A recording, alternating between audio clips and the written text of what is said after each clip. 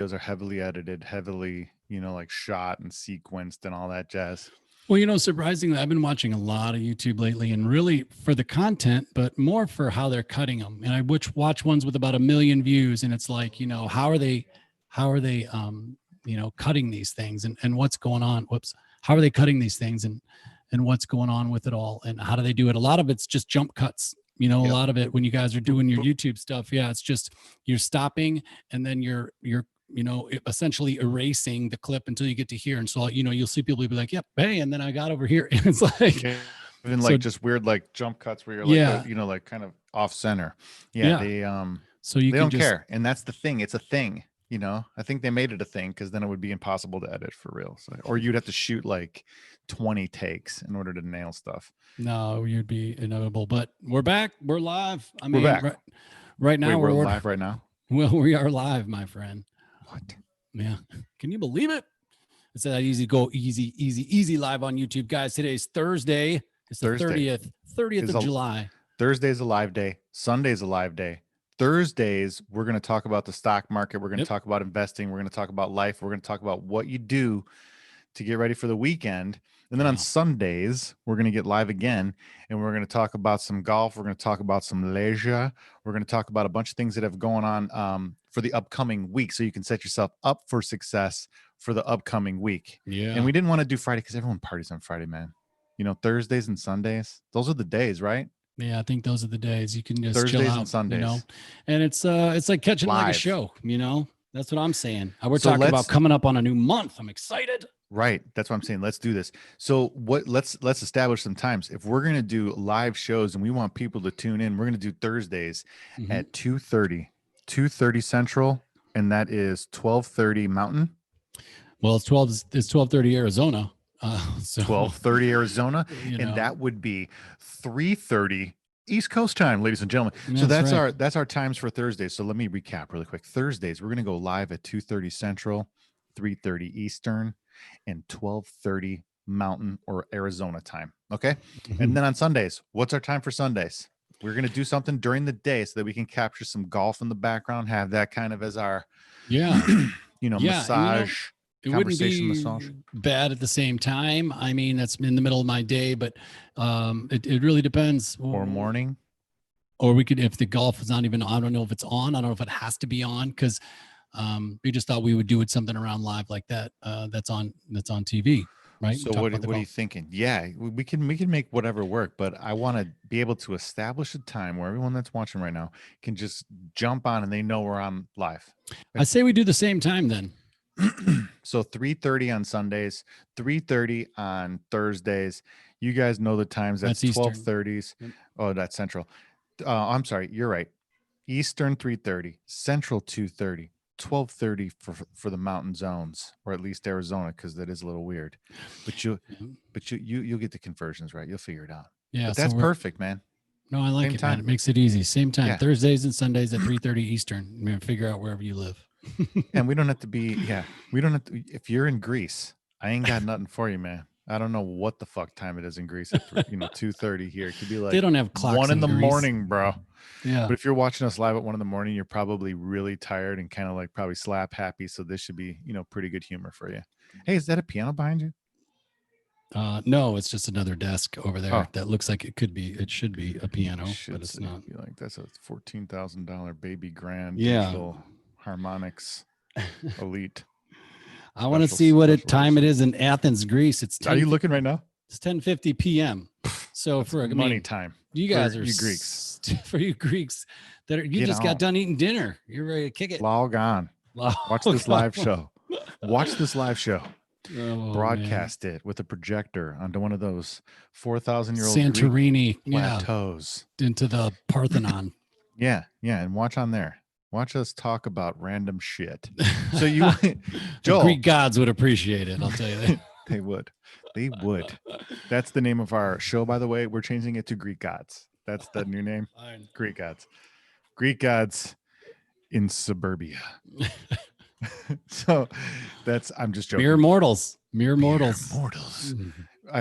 We should do some kind of crazy like intro with like flames and like special effects and maybe an alien bursting out of somebody's chest or you know. We've gone When all behind else the fails. scenes, you know.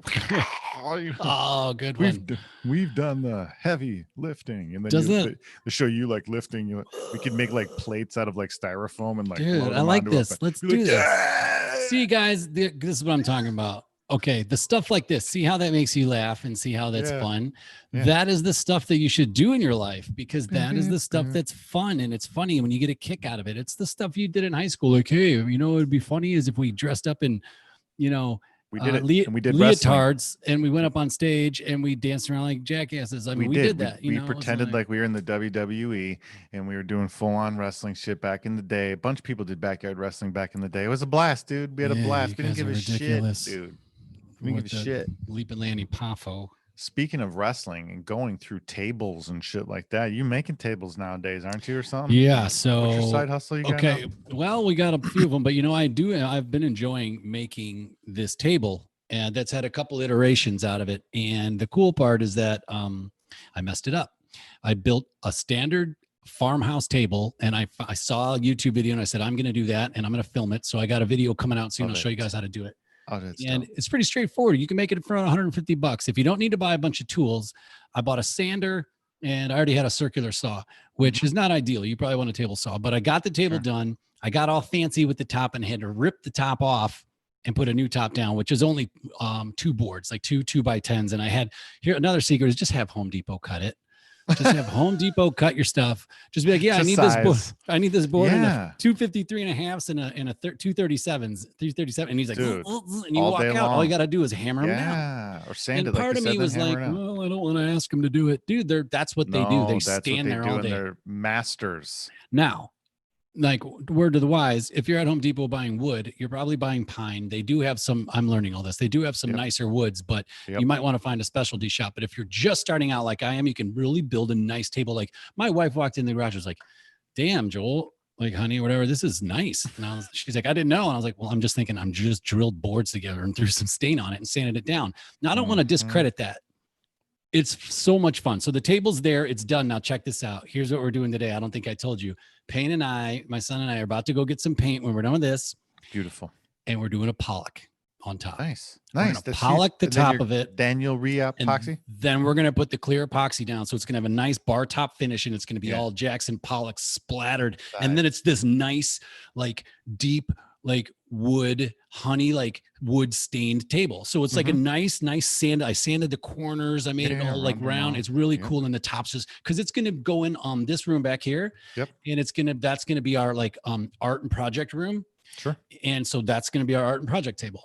And it's perfect to be a Pollock table like that. You know, just if you guys don't know, Pollock, he just put his canvas on the ground and just took paint and splattered it everywhere. I mean, they can call it action painting. They can call it whatever you want to call it.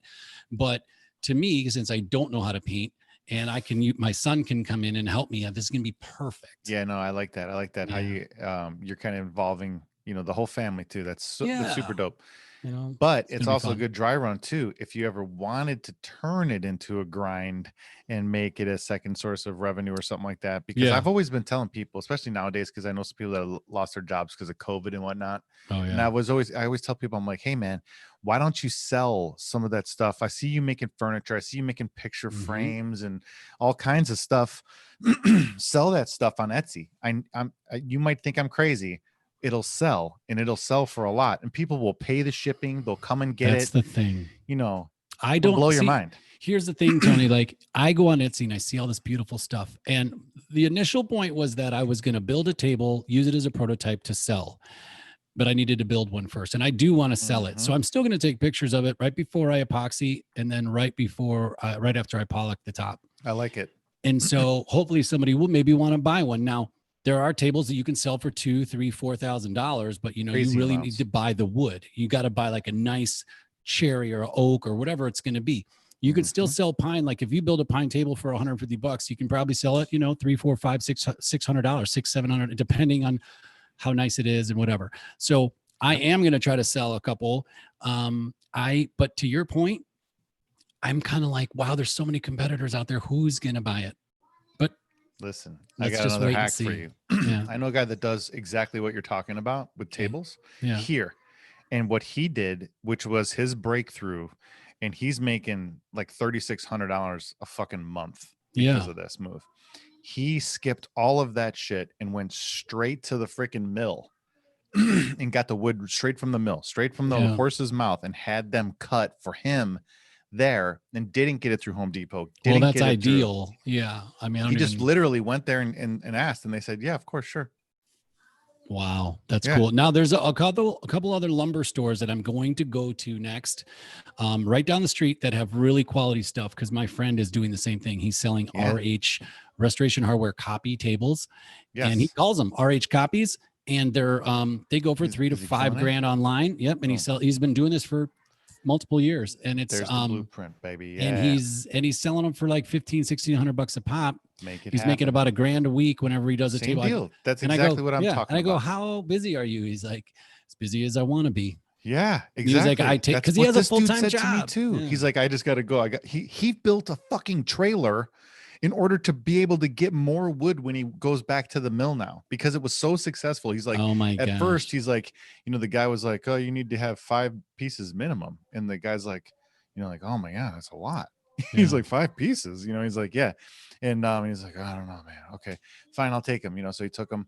And then, and then eventually he's like, 5 wasn't enough. He's like, so I ended up building my own trailer. And he's like, now I'm going back there and I'm getting like fucking 300. He's like, and I'm making so much cash. And guys, the one thing, and it's really, there are easier ways to start. Like, if you go on YouTube, there's people making cutting boards, and you can sell a cutting board for $100, $150 if you do whatever you're doing, epoxy and all this stuff. So there's other ways to get involved. But yes, Tony, I am selling that. I am going to try to sell tables. Now every piece of furniture in my house that's like, not up to par, I'm like, I can refinish that, no problem. Because in one table, you learn 6 things. You know how to stain, how to paint, how to sand, how to cut, boom. Everything. Yeah. Dude, that's what ended up happening here was all of a sudden Rachel did the same thing. And then now we have new bookshelves and new dressers, and we have new entertainment centers, and we have new trim around fucking everything, because she just turned all the scrap into trim. So everything's got like fucking 4 layers of trim on it. It's insane. It's just nuts. You know what I mean? Hold on a minute. Hold on. It's like fucking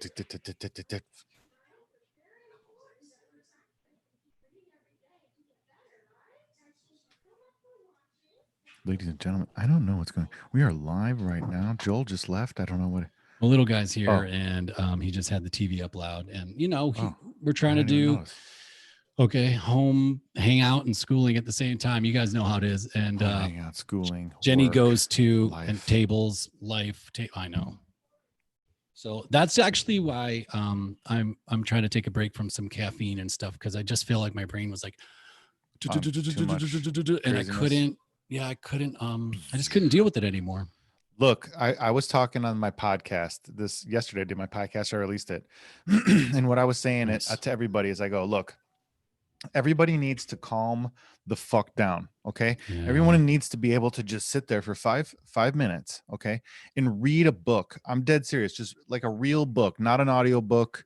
I have no problem with e-readers like Kindles and shit like that, but like, or a real book, and to be able to just quiet your mind. And then if somebody calls you, you just turn the phone over and you don't even look at it. You don't even have your phone. If there's no TV on, if somebody comes up to you to ask you something, you just, tell them, hey, I'll hit you up in like 20 minutes. I'm going to read a couple more chapters and I'll come and, do whatever you need to do. You just set yourself up for success, like meditation style, and you just calm down and just read. And the reason why I say read, though, is because reading is so important. I don't think people understand. That's been the key to all my success lately. And I swear to God, remember when we were talking and I was like, Joel, I need a challenge. I want to challenge some kind of blah, blah, blah. And you're like, yeah, let's do a challenge. Let's do a challenge. And I'm like, let's do this reading thing where we read 20 pages a day. Yeah. That was back in November. It was almost a year ago, dude. Right. Wow. So because of that, though, that was the turning point, bro. Because of that, I went from like kind of stagnation where things weren't changing that fast. It was kind of sluggish. I was like, I want to get out of debt, but I was never getting out of debt. I wanted to, save some money towards this, and I never was able to do it. I wanted to be able to, read more. I wanted to be able to, explore more of my passions and, do some of this and some of that. But I was kind of not just doing anything. I was just like stuck. So then I just did this reading challenge with you. And I started reading I don't even remember what book it was. Honestly, it was because I've read like 30 books since then. Yeah. But literally it was Jordan Peterson. Yes, it was 12 Rules for Life, right? Yep. Yeah, you would remember the boom. So so that book was like the kickoff to now what is like this crazy, there you go, bang. Boom. And because of that though, like I realized how valuable books really are. And that's why I started giving them away on the podcast. That's why I kept reading.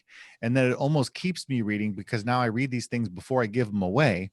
And yeah. you know, so it's like one of those deals where the information that you can get from books isn't always like the whole book isn't going to be a gold mine, but you're going to find gold in every single one of those books. And if you can take that out, you can turn that into money, like literally physically money or opportunity or whatever the fuck you want. I don't know, whatever you want. You're right. And if you have a show, I'm sure you have a page, whatever you have, whatever you're doing, if you're thinking about getting on YouTube. So here's a book I've had for a while, Crushing It by Gary V. Came out in 2009 or something.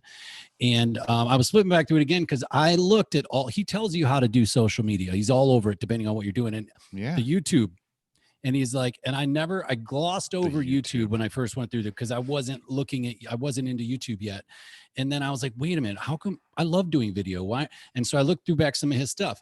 Now, sometimes when I'm struggling to do a live video, in the morning, I just pick up a book. Here's my Atomic Habits by James Clear, another amazing book. I'm going to read that one for sure. If you don't have it, I'll send it to you right now. Like I've read it 3 times. And so here's the best part. Seriously, here's the best part. You open up your book in the morning. Okay, I'll send it tonight. Here's a bookmark. I like that bookmark. And then you lift it up. Yeah, it's just a little, a ruler, all-in-one stencil tool. I love it. And then you're like, look, here's the Goldilocks rule. And this is talking about, I like that shit. It's talking about flow and how the motivation between how bored you are and failure. And like, if you can stay in this zone, you'll keep your motivation really high. Right. Right. So let's say I open up to this and I just read one thing and all of a sudden I'm like, oh, that's cool. Now there's what I can talk about today. Right. That's what I can talk about on my video. So sometimes you'll open up a book and it'll give you the answer to like a problem you've been having. You didn't even know. And to your point, man. So open up the book and here, somebody told me this in a very quick way. If it's a self-help book, this would be considered, self-help or personal development. So quick way to do that, because a lot of them are not the same, but go to the table of contents and look at the table of contents and just look at the chapters and find out which one stands out to you. Circle the ones that stand out to you and go read those first. I like that. Chances are you'll probably learn something there. And then after you know that stuff, if you want, then you can go back and look through the rest, but go and hit those points. Cause maybe some of the other stuff you might already know, but it's a quick way to get through books of that nature. Because they're not sequential. Yeah. And they can also be a little bit redundant, but this James Clear guy is one of the first people that has brought some, they're very redundant, has brought some actual new ways of thinking to it. Think about that. I will send it to you. I'm actually, today's a mail day for me. I got to send a book out as well. Cause I have Dichotomy of the Leadership going out. Cause this dude from, I think he's from Jersey.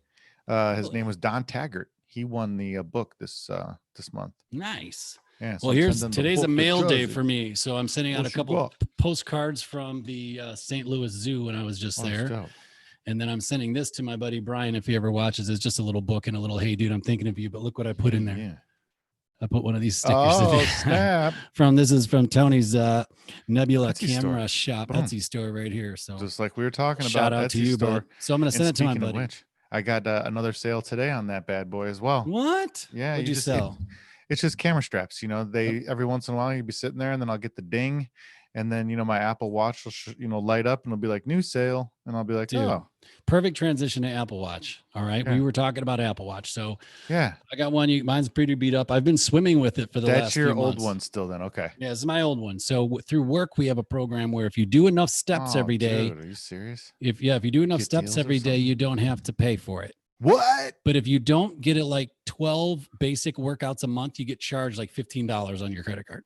Oh, it's not a big deal, but that's like 2 years. But if you do enough steps every day, every month, I think it's 10 to 15 workouts a month and you track it, it's free.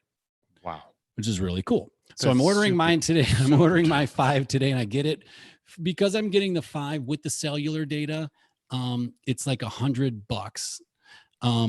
And then if it's only $100, unless I don't work out, if I don't work out, then they're going to charge me every month, which I think is really cool. So cellular data, though, the point is I definitely want, because this one doesn't have it, and I want to start leaving this at home. At the home. Yes, I agree. I don't want to, be looking, I know how to get there. Oh, I know blah, blah, blah. Oh, I know you can how use to make your a watch chicken to cacciatore get there. You know what I mean? You can do all that stuff with your watch if you have cellular functionality, because that's what it's for. I mean, like, that's if you get lost, like, that's the reason why I bring my phone, is because if I get lost somewhere, if I'm on the bike or something like that, and I just need to know where the hell to go, I just bust out my phone. But if you could do that from your watch, yeah, it's not optimal, but you could do it. Exactly. And if you have, and it works better, like the location devices, your like when you're doing those exercise programs and you're using, closing your rings and you're tracking your workouts and stuff, it works way better because it's using triangulation plus GPS with that cellular signal to give you a better idea of how fast you're going, altitude, where you are, like that. all that shit, because it can triangulate you with the with the cell towers. Well, so the thing is, for me, I said it like I was drinking all day. Triangulate. I was triangulate you. The triangulate. Yep. Yeah, triangulate you. I'll strangulate is what I'll do. Relax, Joel. So, I told you calm down. Calm down, this guy. So my point is, it's too much. The phone is too much for me. It's in my hand. It's available. Then I'm always walking around. Don't strangle people. Yeah. So I'm going to leave it at home. And you can still take phone calls. If I need to take a phone call, I'm getting the earbuds today too. Yes, they're dope. Did you get the regular ones or did you get the other one? I haven't ordered them yet. I'm ordering today. I'm going to get the ones that don't go quiet, because I like those, dude. They just fit better. That's the only reason why I got them. But I don't even use that quiet bullshit. When you take a phone call though, and you can't see how I can hear myself talk because I just have normal ones in. I hate when you can't hear yourself talk. Yeah, you can hear yourself talk. Okay. They have a pass-through functionality, so you can have both of them in and set it up to where the calls are only using one, or you can have it set up to where the calls are using both. Okay. And you can have it set up to where while you're on the call, you can still hear around you, like now. Yeah. And they have it to where it's completely silent and you can't hear anything around you. So there's like tons of different options. Oh, this is going to be great. I'm getting those today because I got get the better ones. It's definitely worth it because they fit better, they sound better, they last. The batteries are better. Okay. The functionality is way better. I'm just telling you. No, this is the girls have the cheap ones and we have the expensive ones, and the expensive ones are the shit, dude. Yeah, you always got to give the kids the crappy stuff. I mean, come on. We do. No, they get the hand-me-downs though. Slum it and learn that it sucks first. Take your stupid Apple AirPods and your MacBook Pros. Get out of here. Kids are slumming it. Well, you know what?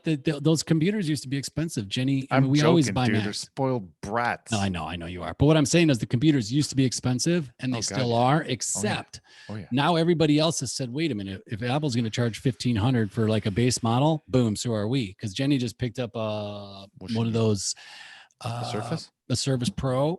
Those are and dope. $1,500. But that's like better than a laptop, really. Most of the PC laptops aren't as good as that fucking thing. No, you're right. But I mean, if you're going from like Apple to, because there's just two different camps. It was hard for us. This is how ingrained Apple brand is in. We couldn't we could barely not get an Apple. She's like, well, I should just get an Apple anyway, and I can work parallels off it. And then the guys are like, it's just going to be a pain. And I said, don't do it. Because if you ever have somebody at work that needs to jump on your computer, that needs to figure out parallels then for the first time, and you're in the middle of a meeting with another law firm, like, don't do it. Just good luck. Your partner has a Pro. Just get the. I agree. Anyway, especially if it's work related and shit like that, you're just better off. Unless you're in graphics or like design or something like that. That's the only industry I see them using Macs in the office place. You're right. Me too. And here's my take on music. Just if it's for work and everybody else, just use what everybody else is using, because then there will be no functionality issue. Yeah. I mean, if everybody's using that, like at my work, everybody uses, Dell Windows computers. I got this piece of shit over here. It's set up right there. So she probably refinished that, huh? Yeah, she did. She pulled that out of the garbage though. She didn't make it. So the table's going well. I'm trying to ditch the iPhone for a little bit. Just keep it at in a basket at the house. I don't even want it. because it's Near pulling me. me away from my son. When Pay and I are dude. hanging out, all of a sudden I'm like checking the dings, and I'm Nope. well, we're just messing around. There he is. What up? What the? What up? Hey. Bud? Just wave. Oh, it's over there on the chair. It's hysterical, man. Or it's in your little house. He loves building forts. We have like 3 forts going Dude, at once. forts is what it's all about. I was like that too. So what's going on with you? I was at the store the other day and I sent you a picture about the mace. Can we talk about that before stocks? What? Your mace. Remember, I sent you a picture of one? mace. I didn't get one because they were too heavy. They were all like 30 and 40 pounds. I was like, yeah, fuck that. I couldn't even hold it a 30-pound mace exactly. like out straight. That's insanity. It was yeah, crazy. you want a 10-pound max. 10 pounds, dude. max.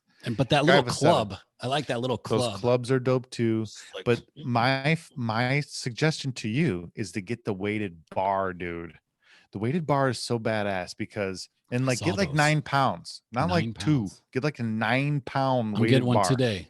So here's why. Because you could take that 9 thing. pounds. You could put it on your shoulders. You could just do some twisting moves. And this is great for golf. You know this. And you do some twisting moves. So you get that core strength, and you get that core stretch, but it's not something where you're going to get torn up. Then you can do some stretching, forward bends, touch your toes type of stuff. But the bar will weight you down and pull you towards the ground. Oh, yeah.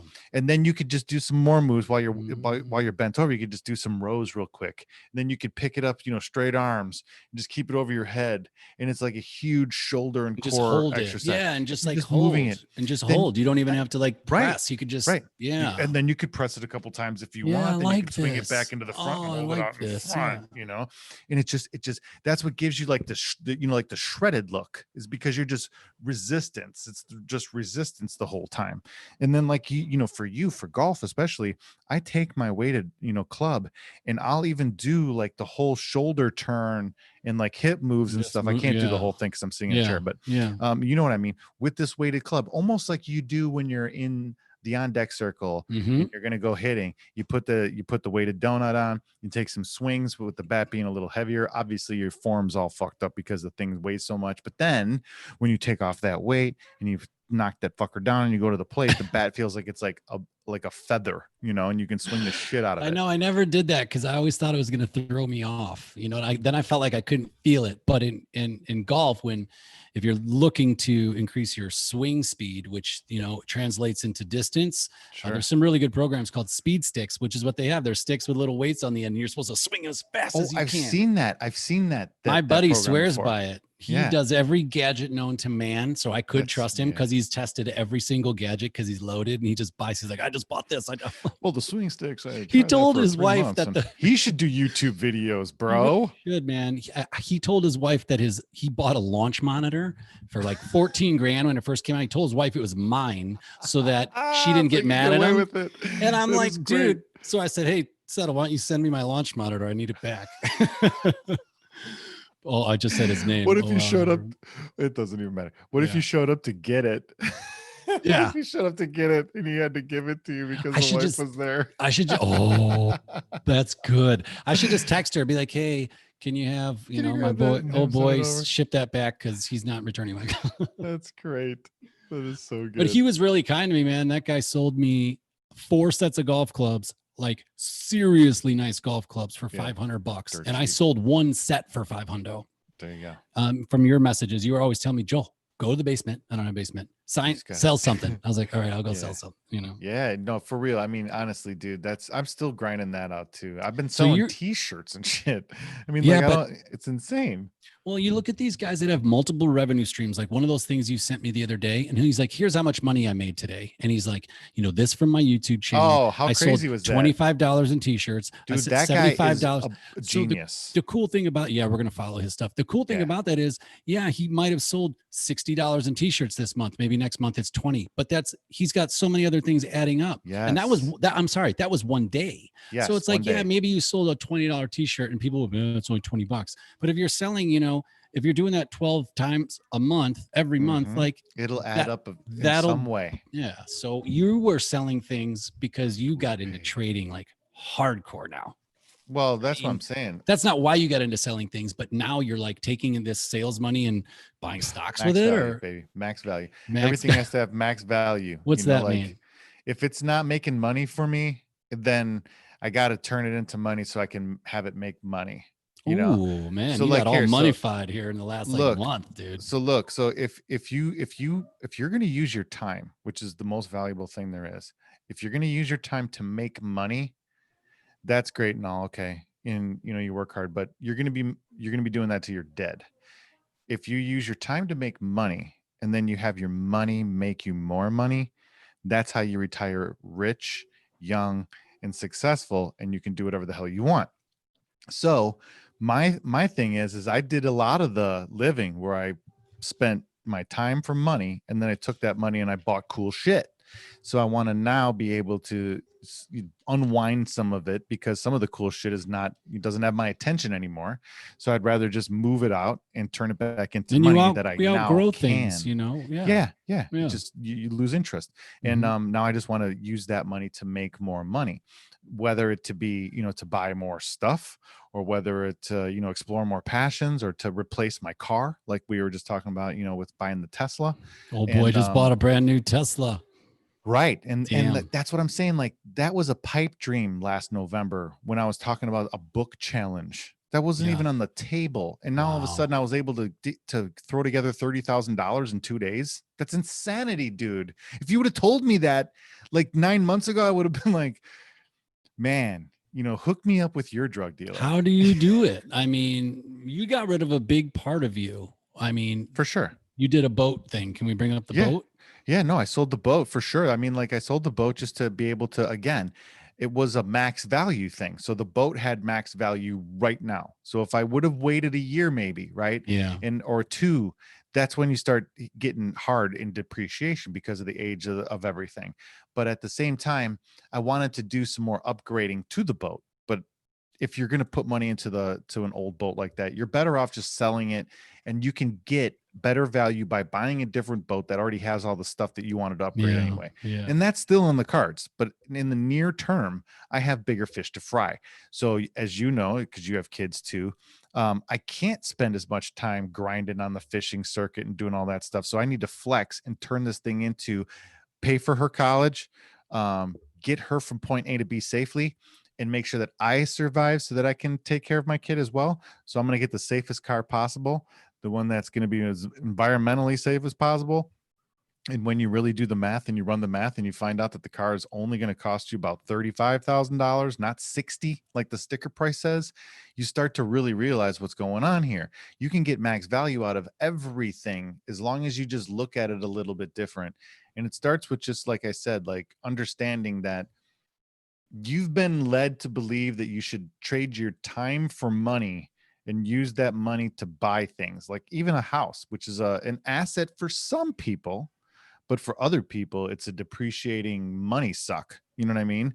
They're, same with a car. For some people, like a Tesla, you're going to be able to turn that into an asset, especially if they do some kind of robo taxi shit, or if you drive Uber, boom, you just turned your car into an asset. You get my point. There's ways to turn everything into an asset or a revenue stream that can help you make money. And that's what I want to do, because I thought about the Etsy store, and you're right, I can sell $20 t-shirts. I can sell, some stuff out of the basement for a couple $100, or even I can get lucky and hit that fish poster for a couple grand. That's great, but I can't live off that. That's not going to pay the bills. I need to find a way to be able to pay the bills so that I can get out of the rat race and start just letting my money make me money, and then just get better at that. Because that if I can get better at that, then I can pay the bills and continue to let my money make me more money. You know what I mean? Well, you texted me something today that blew me away again. The last couple of weeks, you've been texting me some really solid stuff on, calls and options and this and that. So, I can't wait to learn from you on this. And what is it? Do it again. The options playbook. It's literally like a football playbook. And see, it's like on a spiral notebook. You got to read it. So like here, like I'm just going to show you real quick. So if I could buy any resource right now, it would be that. Well, I got two books for you. One of them is called hang on, a walk. I just down don't Wall want Street. I know, but a that's random like, walk down Wall Street. Isn't that like macro theory? Nope. It's about bubbles, and it's about why the market works and how the market works. And it's stuff that I love to read because I know how the fucking market works. And I've been doing this for 13 years, but not on this level. But I've just realized now how how this really works. But anyway, so that's my play right there that I was telling you about and that I was showing you about with the profit and everything. It's called a long call spread, and it shows you exactly what's up, how to do it, what's up, Wow. everything. Gives you all the details, your profit loss calculations, and it's really basic. It's not crazy, dude. It's not complicated. It's not something that you're going to need a fucking economics degree to figure out. You're literally just buying one thing and selling another thing, and the difference between the two is how much money you make. That's it. And Yep. then you get paid that, and no matter what happens. And if you start to, if the trade goes bad and you in the stock market tanks for some reason, you just buy out, that position back at like a $30 loss or something like that. And that's it. So when you lose 20, 30, 40 bucks, per contract. When you win, you're winning $500 to $1,000. So That's the amazing. losses you could take all day long. So is that because you're putting like a stop loss thing? So when it gets to a certain point, then it'll just sell out. You just pay because attention. sometimes, because sometimes could. I think that scares people. It scared me. It scared me going in and saying, I have to set all these parameters. I got to set these things to buy when I want, to sell when I want. And it overwhelmed me. And then, so I just went day trading in and out, If you're going to sell like 30 contracts or something, sure, I might put some stop losses in there or something, just because 30 would be a lot harder to manage. I'm talking about doing it with like three or four. Yeah, or one right now. Exactly. I'm doing it with two. Yeah. And one of them's a put and one of them's a call. I'm selling a put and I'm selling a call, because essentially those are the two ways that you can buy stock cheaper and sell stock more expensive. And those are the tricks that everybody, needs to know and understand if you really want to make money in the stock market, because you cannot beat the stock market. You cannot beat the S&P 500. You can't beat like these indexes. You can't beat these money market manager guys that have been doing this all your life. So the only way to win in this game is to grind and find ways to make money and increase your yield. That's why everyone loves dividend stocks, because there's an auto yield that's associated with it. When you start trading options on top of your stocks, it's an additional yield. That's all it is. So you turned your stock that was making 4% yield, like Verizon, you turned it from 4% to like 17%. You know what I mean? It's insane. So that's what you're doing. You're just adding yield to a stock that you already own. And then once you get good, you don't even have to touch the stocks. You just buy the contracts themselves and you sell the contracts themselves, and you never own an underlying share ever. Interesting. Yeah. That's when you're more or less just trading, doing the contracts. Just contracts. And that's kind of like what I was doing with the S&P futures, I think. Yeah. Right. What I would I would do a lot of, if I thought the market was, trending down, I would just try to short a couple. And I just wanted to grab one bit. If I could grab 1 point, 1 point, you're just watching it and you're like, okay. And you just try to grab a trend. You're like, it's at 30. I think it's, it's kind of trending down. I'm going to set a target for just 29. If I can get it to 29 and sell a contract, boom, I'm out. And that's making, $25 or whatever a day it was. But that was kind of my intro to that and like how I wanted to address it. And I thought my threshold was $100 a day. I can either make 100 or I can lose 100, but I'm not going deeper than that. Yeah. Well, I did go deeper than that because I was trying to cover my losses. And then I got out after about $4 or $5 grand. And I thought, I like this. This was like 6 months, I probably lost $4 or $5 grand. And I thought, I like this, but I'm just kind of winging it. And it wasn't fair. So you don't know what you're doing. You're going to get killed. And I noticed that. And I was like, I have no strategy plan. Like the 100 went out the window. Like, cause then it was gambling. Then I was like, oh shit, maybe I can make 400 today because my buddy made like 1900 in one day. I was like, I want to make 1900. See, that's why I love what I'm talking about is like, you get paid up front. So you don't ever have to worry about if the trade works out or not. Yeah. You get paid. Like they just give you the money in your account automatically. It's we are going to have to talk about this offline or something. Right there. Is deep. Yeah. Then you just wait, and all you have to do is wait. And I watched the volatility crush the value of this option. Then as the volatility crushes the value of this option, it becomes worthless. So for example, 2 days ago, I sold a put on Chewy. Chewy is a dog food company that delivers dog food to your house. Chewy had an option going for $1.13. So that is, you add the 2 zeros, that's $113. Okay. So I sold that option. I don't own Chewy stock. I don't have anything fucking Chewy related in my portfolio. So I sold a put on that stock and made immediately $113 at the exact same price that the stock was trading at. Here's the catch. If the stock goes down, I get to either close the contract out, like I said, and I have to use probably, $20 or $30 out of my pocket. So that would be my max loss, like 20, $30. And if the stock goes up, I keep the 100 and whatever, $113 that I made up front. And then if the stock keeps going up and the value of the option decreases quicker, I can just dump it right away and do it again. And I can do this every week. So I can do this 113 every week. 2 questions. Guaranteed. Yeah. How long is the window open? Is it a date? Does it close at the end of the trading day? I buy on Wednesday, sell on Friday. You buy on Wednesday and sell on Friday. You don't sell before that if you need to? Yes. If it goes over 40, if it goes over 75% max value within like the first day or two, well, you only have 3 days essentially. Yeah. But by like Thursday or even Friday during the day, you don't let it just expire. You close your positions out so that you don't get assigned or exercised, and boom, you could just do it again right then and there if you want. But I would just do it every week. Wednesday's the cheapest day to buy option contracts. Friday is also a really good day for time value. If you're going to, Wednesday is the best day to buy options contracts. Friday is the best time to sell stuff because you're going to get the best value because of time. All that time will be built into the value of the option. So it'll just be more expensive because you get a full week, for it to expire. Or you could do 30 days. You could do 60 days. You could do fucking 2 years. There's no restriction on when these options expire or, when, your contracts could be, your expirations could fall into. It's just a matter of volume. If you go too crazy and you go like way out there might not be anybody trading that shit. So you want to keep it within 30 to 60 days, just so you have a lot of volume and a lot of activity, which will keep your volatility high. It'll keep your prices a little bit more consistent sometimes, and you'll be able to see everything kind of work instead of just throwing your money out into the ether. That's the equivalent of just owning the stock anyway. So you might as well just buy the stock. If you're going to work outside of 60 days, just buy the stock anyway.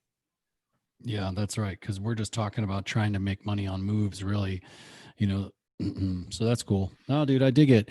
You mentioned Verizon. I have Verizon, and we were talking about stocks the other day, and it's like the Verizon bank. Buying the stuff that you use, Fitbit and Tesla and stuff like that. I know you've hammered this on your podcast. I was listening to I love how we both kind of get into binging the other person's podcast from time to time, although mine I think is over with, honestly. What? Well, I haven't. It's all good. I have there's only it shows like how many people listen. There's like 4 people listening right now. And that's not why I did it initially, but I did turn to Jenny. On this thing right now? No, on this, I don't even know. I'm not looking. Never mind. I haven't looked. But it says 1 person, but that could be me. Reallocate. And it says 42 minutes ago. So the one thing that was kind of getting, I actually forgot where I was going now. We were talking about the people, the podcast, and then, people were listening, and I was talking to Jenny because last year I had this idea. We both started a podcast last year. Love it. And that was our goal. And mine was, I'm going to do a podcast every day, every work day on my way to work for a year. And guess what? I did it. I probably missed not even a handful of days, like a handful of days. Handful of days. So that's every day during the week. The weekends, I did not do it. And that was my goal. And now sometimes I pick up the phone to say something, and I have things to say, but I just feel like something's off. And I thought that show was a challenge for me. It wasn't so much because I wanted that show. That's now not going to be your cash in. Yeah. Well, and now I've talked so much into the camera and into my phone that I kind of know where I want to be. I like it. And so the show will continue. And I think it's going to just continue in this format because, again, how much bandwidth do we have? Can I have a daily show when I'm walking? Yeah, maybe I can. That's why I are going to start allocate that time. Yeah. That's why Payne and I are going to start our own show. He wants to go have like a dinosaur show where we look for dinosaurs stuff. And we're out here in Arizona. That's incredible. Are you going to film that? Yep. We're going to film it. Oh shit, dog. That'll be huge. I'm not sure what to call it yet, but he learned because these shows he watches, these kids make a lot of money and he always wants toys. And I said, you know how much this Ryan kid makes? And we looked it up. It's like 20 million a year or something. And I was like, you think you make 10 to 20 million a year? I'm like, how many toys you can buy that? And like 3 days later, he's like, hey dad, he's like, I think I want to do my own show. I was like, what do you want to do it on? He goes, I think we should go looking for dinosaur bones, but like for real dinosaur bones. Dude, I I was love like, it. this is great. You can find real fossils and shit. I mean, like especially that's out here, especially here. And I'm not talking like fucking Tyrannosaurus Rexes and shit. Don't get me wrong. I'm talking about like, in rocks is, yeah. But they do find, I mean, there were like crazy amount. The more I've been researching on how many dinosaurs were here, like in Arizona and the Grand Canyon. That was one of the hot spots. Oh, there goes Joel. Later, Joel. Everybody, thank you for joining. So anyway, we are gonna do a show. In his eyes. That was great. He's like, Jesus Christ. So it's gonna be great because it's twofold. It's doing what I want to do, which is just being on camera. I love it. And speaking my mind and sharing my knowledge of whatever I've learned every day, and then hanging with my son. Dude, and learning from him. Find some crazy ass shit. Oh man, what if we did and we got to capture it on camera? Right. Earlier today, I was detector. Not yet. You should get a metal detector. We went out bring it with you guys, dude. We went out this morning. He would dig that. It'd be like, I think I found something here, and it was oh be like, my whoop, gosh, whoop, whoop, dude, whoop, you're whoop. right. And then you start digging, and then whatever you find is a treasure, and then he'll pull that shit out and be like, oh my god, dude. Today, do we just want to walk every morning? We went on a walk around the block with Jenny, and this morning, like 6:30 this morning, because it's 112 here right now, so you got to go early. And he's like, Dad. He picks up these rocks and he always says they're dinosaur teeth. So I have like a pocket full of rocks every time we come home. Awesome. He's like, but right when we got there, he's like, Dad, we don't have a brush. We need our brush. So we got a little paintbrush and now we're like, get a little satchel. So we're getting Indiana Jones satchel. Oh man, Jenny wants us to get vests where we do patches and like literally kids can also then buy the patches and stuff. Dude, so we're trying to plan this out, and you and I can talk because it's going to be fun, man. Dude, you guys didn't embrace the geocaching thing? I would have thought that. I thought about that the other day. So we did, but we haven't been in the last like month. Yeah, we haven't been like out and about a lot. Jenny started a law firm, so she's that's right. Like right when that happened was like fucking COVID city, right? And the law firm and stuff. That's true. So we were doing geocaching right before COVID hit, and then we just kind of like haven't been going out and around. Yeah. But I think we might go camping this weekend. And if we do geocaching, if you're off the beaten path and you're like in a forest preserve area or some kind of protected land or something like that, a lot of times they'll hide them in there, and those ones will be bigger because they're not in like a city center, and they'll have like full fucking like, like crazy ass. Oh wait, here. I told you about this one. I'm going to jump in. We found one that was like an ammo locker. You ever seen like an ammo can? I have it. An ammo can. I have two. I have two geocaches myself, and like the square ones, right? Yep. And they have seals on them and shit. Yeah. So we found one, and there was a whistle, and I think I told you this, but Payne's like, oh, a whistle. He like picks it up to go blow it, and I'm like, no. Don't put that in your mouth. Yeah. You know how many freaking people have been messing with this thing, dude. Some of those geocaches are pretty nasty looking. Oh, I know. We saw somebody getting a handy near one. There's a lady. This is definitely classic. Don't touch that geocache. The guy is sitting on a cooler by the tree, just sitting on a cooler by the tree. Beautiful day. Here's a lady. Lady's kneeling in front of him, facing him with like her leg up, and you can't see her hands, and she's just like facing him, and it's like they're talking. I'm like, such a weird position. Like nobody just hangs out in that position. She's just like looking around. And I'm just like, oh my God, this guy's getting a handy right now. And Jenny could not stop looking. I'm like, quit looking over there. I'm like, they're looking around too, because they want to make sure. I mean, they're in a public place, so you really get in trouble for that. It's frowned upon. Dude, I was looking up all these challenges to do. August 1st is coming up. While you're digging for whatever you're digging. I was gonna look for some geo coins here, but I thought I had them right here. I don't know what the hell happened. Hang on, keep talking. Oh yeah, so August 1st is coming up, and if you guys know me, I'm a big challenge guy. I like to challenge myself, but I like to do shorter, like 7-day challenges. I like to do 30-day challenges, but the problem with the 30-day challenge, you never get through it to the end of it for 30 days, and I need more of a no booze. Quick hit. Yeah, you did. You're a freaking good friend. That's why. And I still haven't drank since. Dude, that's amazing. Can you write us a testimonial? Actually, would you do a video testimonial for us? Sure. For the website? Yeah, it's been. I'll send you $100. You don't have to send me shit. Send me that book. But okay, I'll send you the book today. So but yeah, that's craziness. August 1st, I like to do challenges. I was just Yeah. saying we're coming up on August 1st. You mentioned this in the pre-show. Yeah. And so this one is going to be, it's really going to be tied around the phone. It's going to be putting this into a basket. I'm actually thinking about just leaving it in my car, because when I get in my car, I may need it. But there is a problem. Yeah, you're right. There's a problem. I don't like having it in my back pocket, because think about it. You're driving around and your girl's like, hey, you know, blah, blah, blah, blah, blah. But that's kind of when you need it. Like, how do you get to the craft store, or order a pizza or whatever it is? Do I need milk? Yeah. You know, but Alexa's getting so much better at that if you use any of that, because I can tell Alexa to order a pizza and she's got Domino's on dial. Pepperoni pizza shows up. Voice command is definitely getting way better. Thank God, because before it sucked. It's so bad. And then you want to be able to have a conversation. So if I ask Alexa, yesterday I was asking, what kind of paint does Jackson Pollock use? And she could only pull up Bob Ross.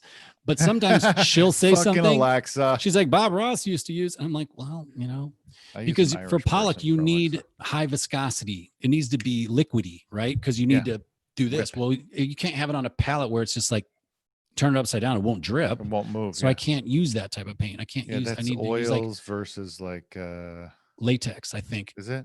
Because resin based or rosin based, because you need to use like the paint you would paint your house with. You know, when you open it up, it's real wet. That's what we're gonna use. Drippy. So look at that bad boy. Check that out. What's this? That's a Geocoin. Dude, that's nice. Yeah, it's those are nice. $220. What? Yeah, it's platinum. So you found that? Mm-hmm. Here's another. And then you took it?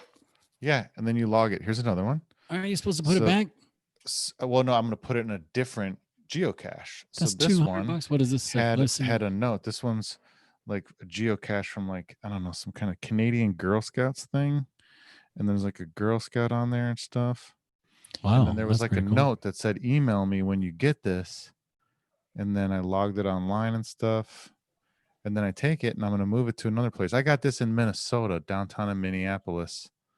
And then I'm going to move it to somewhere else. I don't know where yet, but I move them. And I got this other one. It's like a silver bullet. So it's an actual silver bullet, like from a werewolf. Kill a werewolf. Yeah, seriously. Yeah. And it even says it in there too.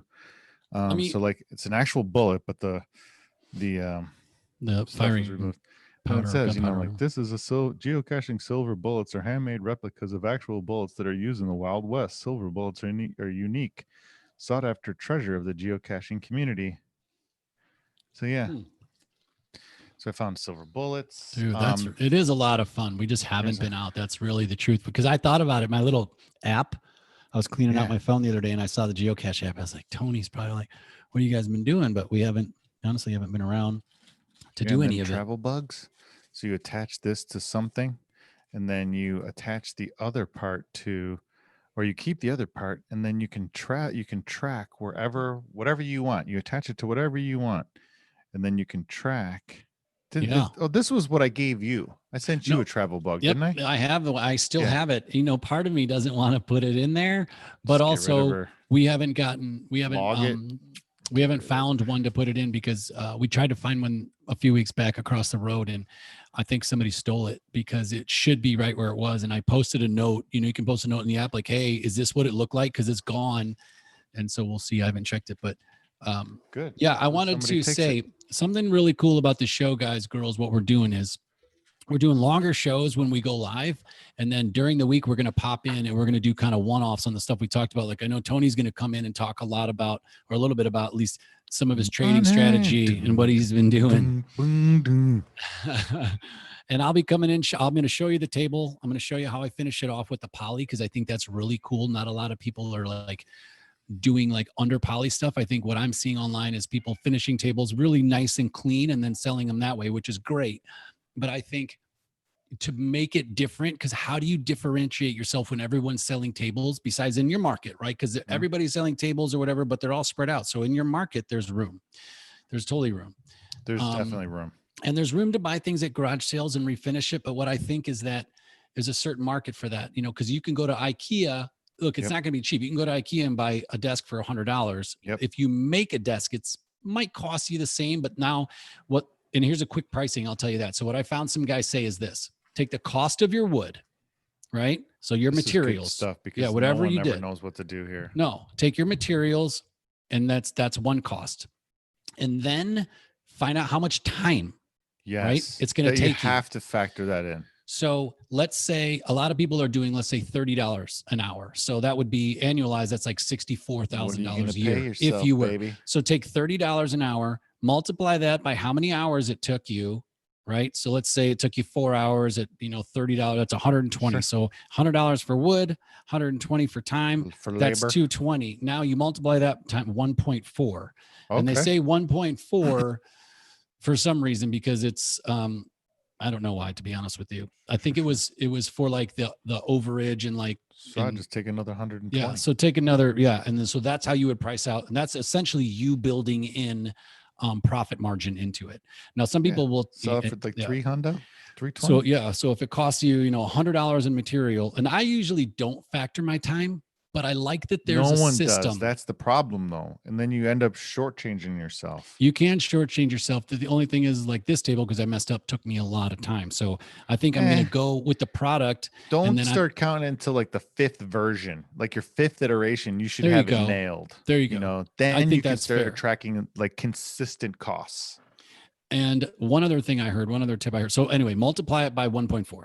And Tony, I like you're right. Build 5 things, and it might be hard to build 5 tables, but or just 5 tables or something. Another one of my your costs buddies did was he just took pictures from Pinterest and said, "Hey, this is what I sell." He didn't even make it, and then he just made it when somebody ordered it. You could easily do that, but make sure you have your chops down, because if somebody orders something and it takes you extra long because it's the first table you ever built.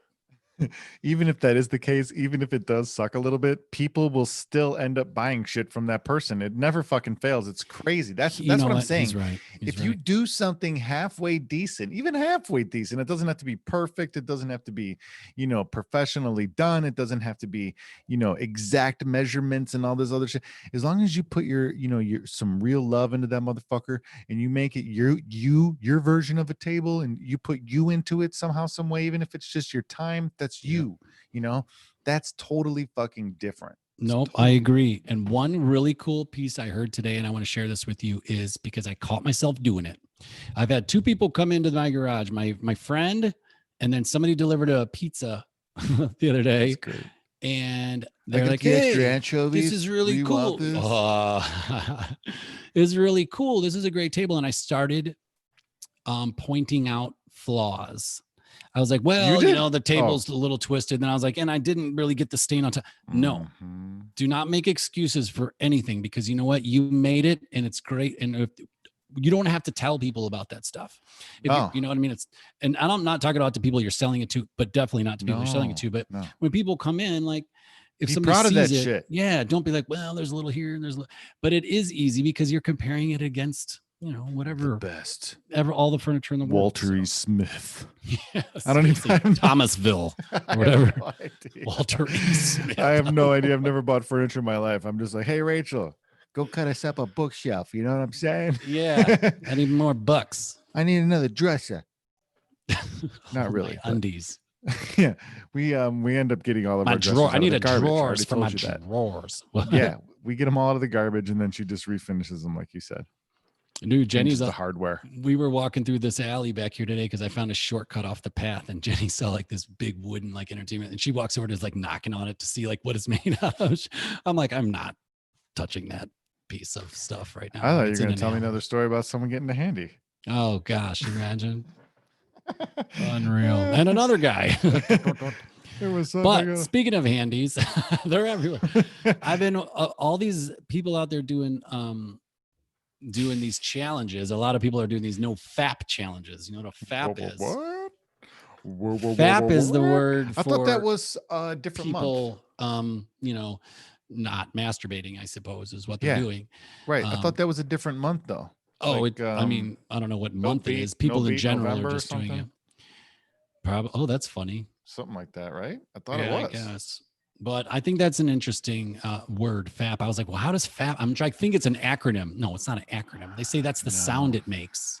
Yeah, kind of. That's why I was doing that noise. Remember when you were telling me the first handy story, I made the fapping noise. I'm so out of it. I was like, what's FAP? You're showing your age. You were saying something earlier, and I was laughing too because you're like the internets. or something. You said something like that. You said something like the Googles. Yeah, I hate it when people say that, but it was because of the way the sentence went. I think I needed to say that. I don't know. It was a Freudian slip, old man. Oh shit. Yeah, Payne already calls me old man. Well, him and I are heading out. We are going to go. Not just yet. Whatever. We have some time, but how? I'm going to actually pull one of your pages out of or take a page out of your book. I'm going to play golf after this. Man, you've been golfing more than I have. I'll tell you. The one cool thing about it, I got it locked. I can show up right now and break 80, no problem. And I haven't golfed in weeks. That's awesome. I know. I got the swing down. Simple. Well, it's probably easier since you haven't played. You just go out there without any stress, without any, pre-existing injuries. You're kind of loose a little bit. You could just fire away for a while. But I have high expectations. I have high expectations, though. Now, yeah, exactly. Yeah. But I'm saying, sometimes they play better if I'm just, if I play 3 days in a row, let's say. Okay. Oh, yeah. The first day I play, okay, or a little bit better than okay. The second day I'll usually play dog shit because I'm hungover from not officially hungover. Golf hungover. Yeah. Golf hungover, body dehydration because I didn't do what I needed to do. And, there was just factors, sunburn probably. My calves look like trying too hard, the whole thing. Yeah. Lobster. Yeah. Swinging too hard. Maybe I hit a divot weird. My back's a little twingy now. Maybe I slept like shit, something like that. The second day is always a little rough. And then by the third day, though, I can put my shit back together and at least figure it out. But then my hands start falling apart, right around the 13th hole. I'm a double glover and I get ripped on, Yeah, people like to make fun of that. That was hard for me to even pull out a long putter. I was having real issues putting. And I was like, man, if I bring this long putter to the fucking course, these guys are going to let me have it because you know how we are. Yeah, pussy with the long putter. Hey, old man, you're back. Are you sweeping, sweeping the greens here, little lady? Huh? You cleaning up? So, what are you picking up trash? Huh? So, screw them is all I'm saying because I got 5 birdies in a row with that fucking putter. Yeah. And now it's outlawed. Yeah, and I don't. Well, as long as you don't touch your chest, right? Yep, as long as you don't anchor it. Yeah, that's what they say. Good. Which, whatever, I didn't, but yeah, it was fun, man. I miss golfing. I can't wait to do it again. What's your hold up? Well, I don't know. Time. Maybe I just put them on the spot. Time and money. No. That is the holdup because my friends play every weekend, but with Jenny starting a firm and just where we're at right now, I just don't think it's for me to go every weekend would be irresponsible. But if I went once a month, that's crazy. That's what I'm saying. Something $150 once a month to go play because we don't belong to the club anymore, but we're trying to get that back. What about playing a $30 public course like I am? Hey, you know what? I'm not against it. Here is what I'm against.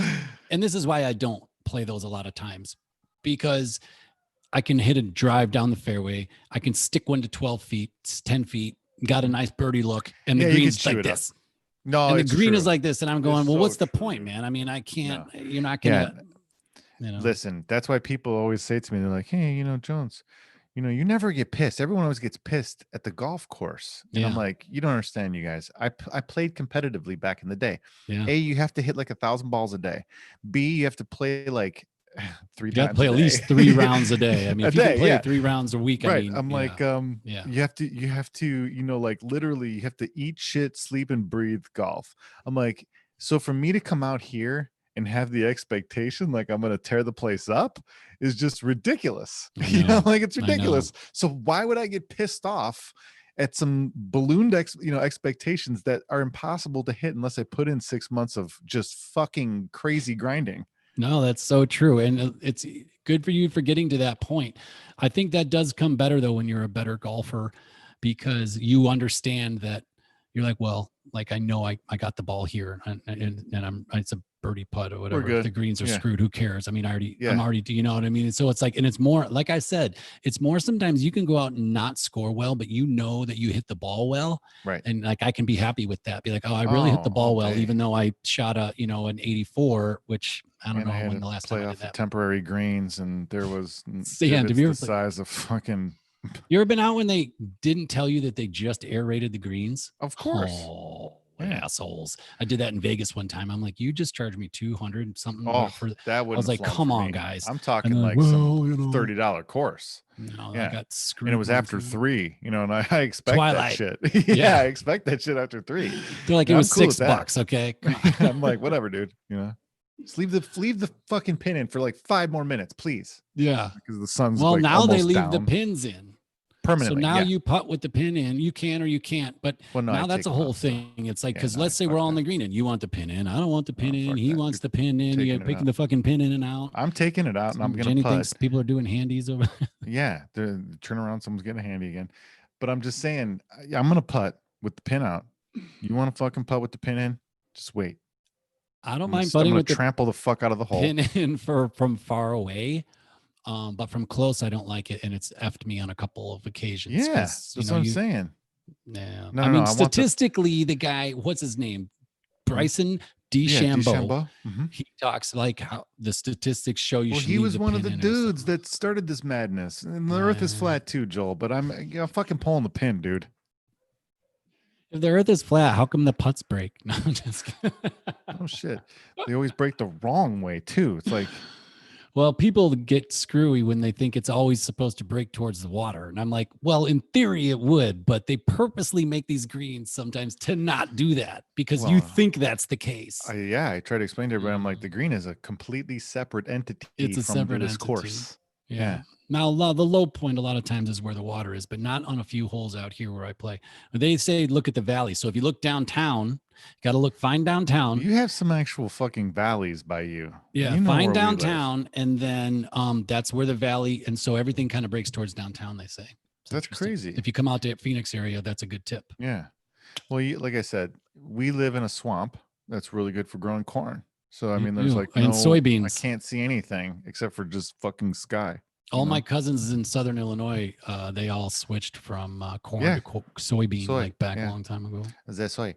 Yeah, commodities, man. Again, if you, like I said, you're thinking, I'm a farmer. Fuck the stock market. No. No, those guys control shit. That's the most important fucking thing is the market because your commodities are based in a market. You know what I'm saying? So like, you learn so much about how everything fucking works in the world when you just mess around with some stocks for a while. I can't wait. You know what I mean? You got me hooked on learning more and not being intimidated because I've been intimidated, especially by options and margins and all that stuff. And like, so now you have me. No, you don't even need margin. No, I know, but I was just throwing out stupid terms. But what I'm saying is like, you've made me like not be intimidated by it anymore. I'm a grown man.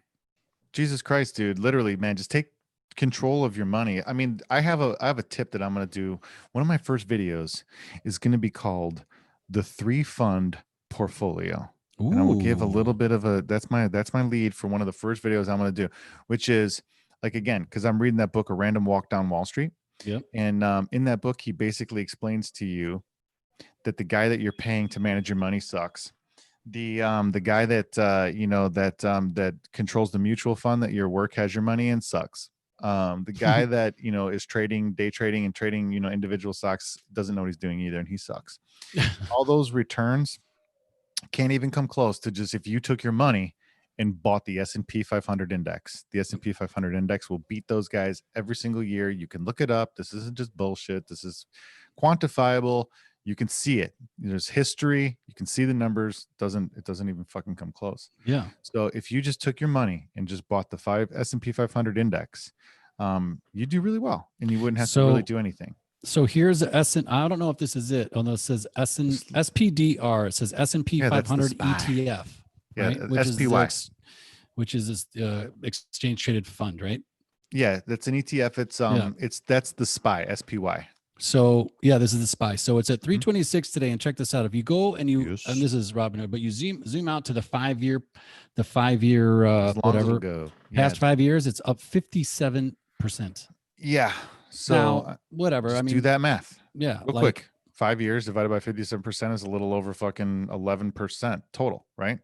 So per year. And that's, so the past year, it says, I don't know how this is this past year, the actual last year, or a year from today, it's up. There's 9%. both. One of them will say year to date, and one of them will say 1 year.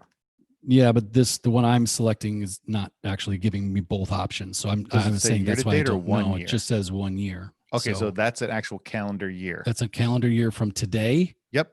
So that says it's 9%.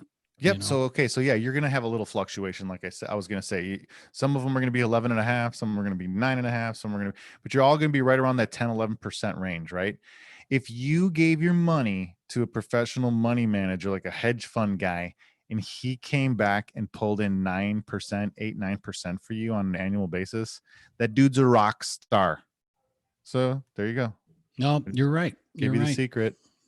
This is going to be so fun to go down this hole with you. And, I love that you're a couple steps ahead of me. Like we've always said, find somebody 3, 4, 5 steps ahead of you, not Bill Gates, and get some information from your buddy who's been down the rabbit hole a little bit further. Bill Gates sucks at trading stock. I'm just saying, that can. I'm just joking. I know. Bill Gates doesn't know anything about stock. He doesn't know shit about iron condors with extended wings into long spread territory. Just find a buddy and ride his coattails like I'm going to do with Tony Jones here. I'm telling you, man, I just want to spread the wealth so everybody's partying in like the same fucking neighborhood in Miami, dude. With like, pools that connect with like water slides that connect, so we can just all hang out. Well, I'll only be there for a little bit because I don't really like Miami that much, but that was just the first place that came to mind, Fine. It's just a lot of money, a lot of, a lot of sex, a lot of money, a lot of fun. Cuban music. A lot of Cuban music, Cuban sandwiches. Right. I love that Cuban food. We're going out. See, I'm starving. I haven't eaten yet. I'm going to take Payne out for lunch. Yeah, go do your thing. It's almost 4:00. I got to go to the course. I got a date with a golf ball, and I'm gonna tell you how I did on Sunday in order to lead into our Sunday afternoon golf show. Yeah, dude, that's going to be perfect. I can't wait. So there's a really good tournament on this week. All my guys are playing in fantasy, so it'll be fun. We figure stocks and golf and what else, and life, and getting better at life and making money and having fun with our family. So this is what it's all about, man. Boom.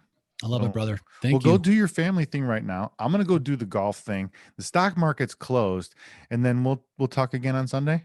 I love it. Sounds good, man. This was a good one. It went way longer than we thought, but that's all good. Yeah, it's all good. I'll send you the link. Share this wherever you can, guys.